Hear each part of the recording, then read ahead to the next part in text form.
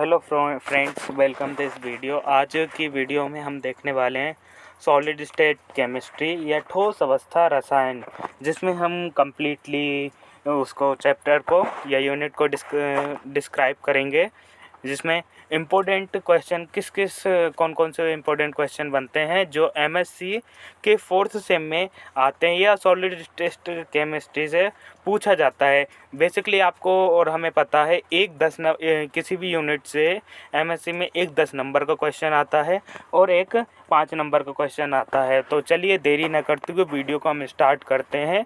इसमें से ये मान के चलो कि आपने ये वीडियो कम्प्लीटली देखी है तो आपके 15 नंबर कहीं बिल्कुल सेफ हो जाएंगे।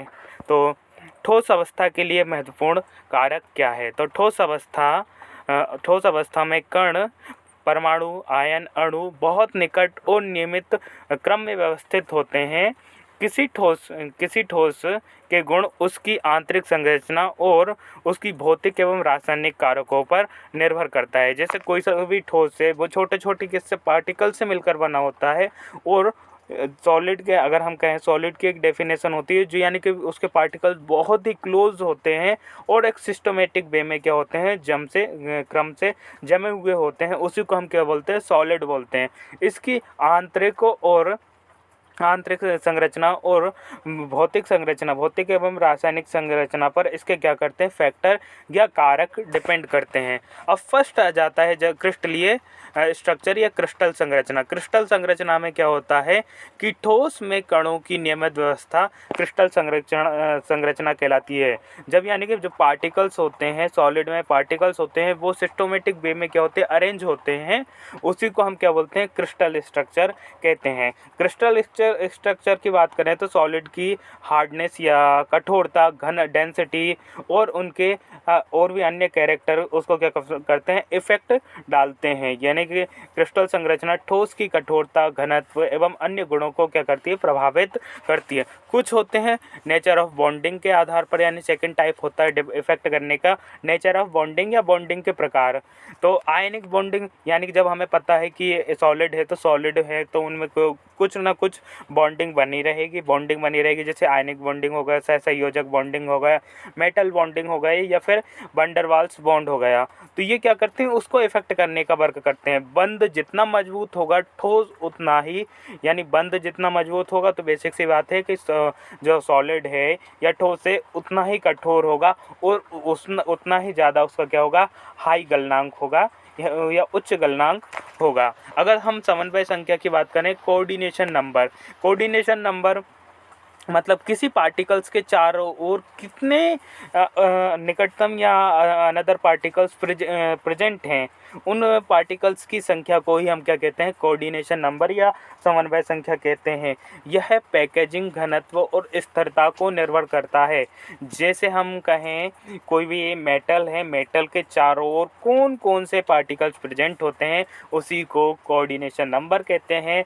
जितने ज़्यादा पार्टिकल्स होंगे उतनी ज़्यादा, यानी कि जो हमारा मैटर होगा वो कैसा रहेगा, सॉलिड रहेगा और स्ट्रॉन्ग रहेगा। और जितने कम समन्वय संख्या होगी उतनी ही वीक उसमें क्या होगा, बॉन्डिंग रहेगी और वीक मैटर प्रेजेंट होगा, सॉलिड प्रेजेंट होगा।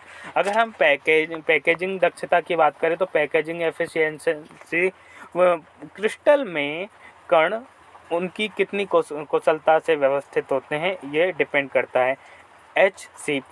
CCP लगभग 74% होती है, VCC 68% होती है, SC 52% की क्या होती है, पैकेजिंग क्षमता होती है। अगर हम जालक ऊर्जा की बात करें, लेटिस एनर्जी, आयनिक यौगिकों में आयनों को अलग अलग एनर्जी की क्या होती है, आवश्यकता होती है, नीड होती है। अधिक जालक ऊर्जा से अधिक ठोस अधिक स्थिर होते हैं। अगर इनमें दोष की बात करें, कौन कौन से दोष प्रेजेंट होते हैं, तो दोष शॉर्टकी दोष प्रेजेंट होता है, फ्रेंकेल दोष प्रेजेंट होता है, एफ सेंटर दोष प्रेजेंट होता है। ये दोष निम्न विद्युत चालकता चालकता, घनत्व और रंग को प्रभावित करते हैं। अगर आपके माइंड में क्वेश्चन आ रहा होगा शॉटकी दोष क्या है, फ्रेंकेल दोष क्या है, तो आप हमारे चैनल को सब्सक्राइब कर लीजिए, क्योंकि सॉलिड स्टेट केमिस्ट्री की जब हम सेकेंड यूनिट पढ़ेंगे तो सेकेंड यूनिट में क्रिस्टल दोष से जो क्रिस्टल दोष के बारे में हम पूरा डीपली डिफाइन करेंगे कि शॉटकी दोष क्या होता है, फ्रेंकेल दोष क्या होता है, एफ सेंटर क्या है, उसको कम्प्लीटली डिफाइन करेंगे। तो अभी हम बेसिक ऊपर पढ़ लेते हैं। तापमान, टेम्परेचर क्या है?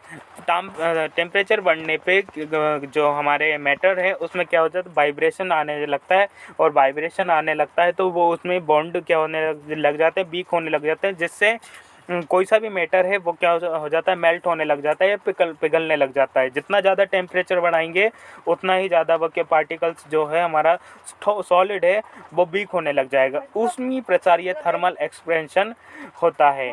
गलनांक बढ़ने पर ठोस द्रव में बदल जाता है। जैसे आप आयरन को हीट करोगे तो वो रेड हो जाता है, जितना ज़्यादा टेम्परेचर करोगे वो लिक्विड में कन्वर्ट हो जाता है। जैसे आपने देखा होगा जो ज्वेलर्स होते हैं, ज्वेलरी बनाते हैं तो उसको क्या करते हैं, टेम्परेचर देते हैं, उसको मेल्ट करते हैं, और मेल्ट करेंगे तो वो किस में कन्वर्ट हो जाता है, लिक्विड में कन्वर्ट हो जाता है। फिर सेकंड आता है हमारा प्रेशर। प्रेशर मतलब दाब बढ़ने से कण अब क्या हो जाते हैं, प्रेशर जब बढ़ता है तो पार्टिकल्स क्लोज आ जाते हैं, और वो क्या होता है, उसकी डेंसिटी कम हो जाती है, घनत्व कम हो जाता है, और सभी क्रिस्टल संरचना में क्या होता है, परिवर्तन होने लगता है। अगर हम इम्प्योरिटीज़ की बात करें, अशुद्धियाँ, थोड़ी सी अशुद्धि रंग, चालकता, कठोरता, यांत्रिक गुण को चेंज कर सकती है। सेमीकंडक्टर में डोपिंग इसका प्रमुख उदाहरण है। तो हमें लास्ट वाले यानी उसमें पढ़ेंगे डोपिंग क्या होती है, डोपिंग से रिलेटेड जो सेमीकंडक्टर का ही एक क्या है, पार्ट है।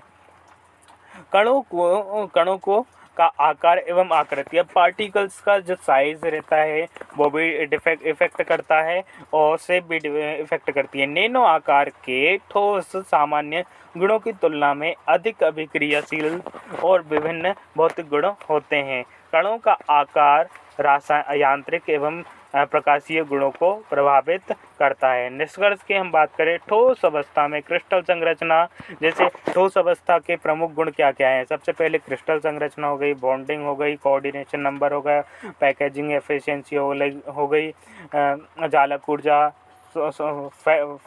दोष हो गए,